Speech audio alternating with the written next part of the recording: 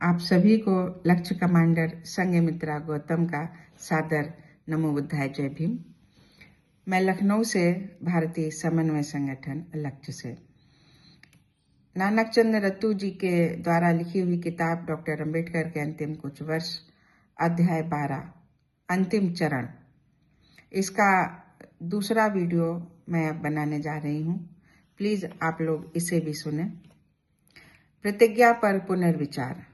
यद्यपि वे सोचने लगे थे कि अपनी सेहत के कारण उन्हें अपनी प्रतिज्ञा पर पुनर्विचार करना पड़ सकता है और ये भी कि उनके अपने लोग उन्हें कभी क्षमा नहीं करेंगे यदि वे जानेंगे कि स्वास्थ्य पुनः प्राप्त करने के लिए उन्हें एक महिला के सहारे की अत्यधिक आवश्यकता है और इस सहारे को उन्होंने नकार दिया है। वे ये भी अनुभव करते थे कि यदि ऐसा करना अनिवार्य हुआ तो ये सहारा नियमानुसार विवाहित पत्नी का ही हो सकता है, किसी नर्स या सहचरी का कतई नहीं। खूब सोच विचार कर उन्होंने चित्रे के समक्ष अपने इरादे का खुलासा किया कि वे डॉक्टर कुमारी शारदा कबीर से विवाह करना चाहते हैं, जो जाति से सारस्वत ब्राह्मण है और जिनसे उनकी मुलाकात डॉक्टर माधोजी मावलकर के क्लिनिक में हुई थी, जहां वे काम करती थीं। उन्होंने कहा, सही हो या गलत निर्णय लिया जा चुका है। उन्होंने दादा साहब गायकवाड़, जो उनके प्रमुख सेनापति थे, को भी सूचित किया कि रमाबाई के निधन के बाद उन्होंने पुनर्विवाह न करने का निर्णय ले लिया था और अब वे ऐसा कर रहे हैं। उन्होंने कहा, अपने लोगों में ऐसी सुशिक्षित महिला जो पाक कला में निपुण हो और चिकित्सक भी हो पाना संभव नहीं है, इसीलिए एक ब्राह्मण महिला को चुना है। स्वतंत्र भारत के संविधान का प्रारूप तैयार करने के लिए प्रारूप समिति के अध्यक्ष के रूप में उन्होंने संविधान सभा के अध्यक्ष को ये वचन दिया था कि वे 15 फरवरी 1948 को संविधान का प्रारूप पूरा करके उन्हें सौंप देंगे। इस कारण बिगड़ी सेहत के बावजूद उन्होंने रात दिन काम किया ताकि समयबद्धता से काम पूरा होता रहे।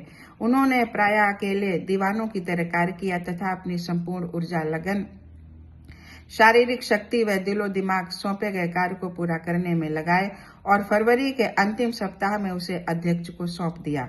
हालांकि वे इस बोझ व जिम्मेदारी से मुक्त हो गए थे, पर पूरी तरह थक कर चूर हो गए थे और व्यस्त कार्यक्रमों को छोड़कर उन्हें आराम करने की अत्यधिक आवश्यकता थी। कम से कम कुछ समय तक के लिए तो जरूरी ही था।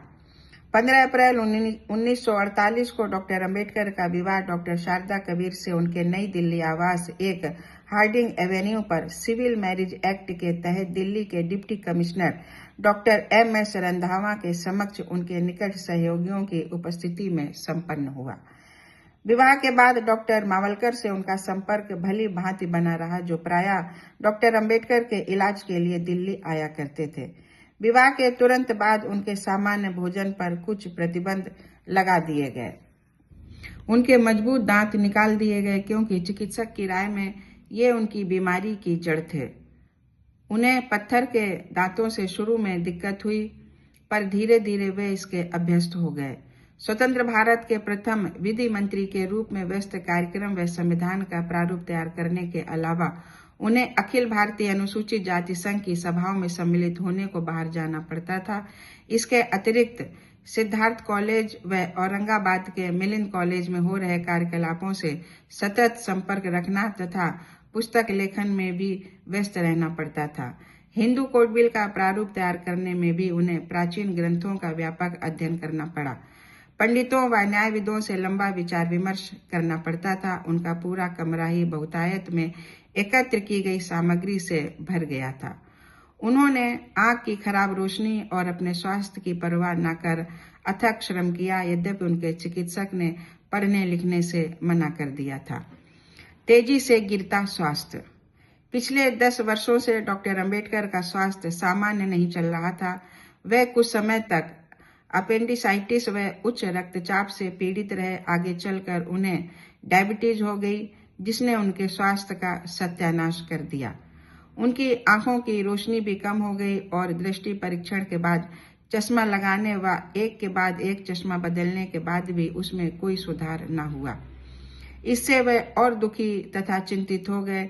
वे कहते थे, यदि मेरी आंखों की रोशनी चली जाती है तो ये जीवन जीने लायक नहीं रहेगा, क्योंकि तब मैं पढ़ लिख नहीं पाऊंगा और न ही अपनी पुस्तकों को पूरा करने का ऐतिहासिक कार्य कर पाऊंगा। अक्टूबर 1950 के बाद से उन्हें मुंबई की बार बार यात्रा करनी पड़ी, या तो पीपुल्स एजुकेशन सोसाइटी के विषयों को लेकर या फिर अपने स्वास्थ्य के लिए।